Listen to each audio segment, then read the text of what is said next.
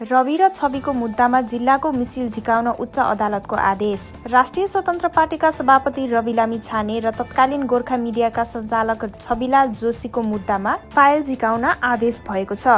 बुटोलको supreme सहकारी संस्थाको रकम ठगी र संगठित अपराधको अभियोगमा थुनामा रहेका उनीहरूको सुनवाईका लागि आज पेशी तोकिएको थियो। तुलसीपुर उच्च अदालत बुटोल इजलासमा न्यायाधीश वासुदेव आर्यल र ओम प्रसाद आर्यलको 1 नम्बर इजलासमा 3 नम्बरमा चढेको पेशीमा जिल्ला अदालत रूपेन्देहीले जारी गरेको आदेश र अरू फाइलहरू मगाउन आदेश भएको अदालतले जनाएको छ।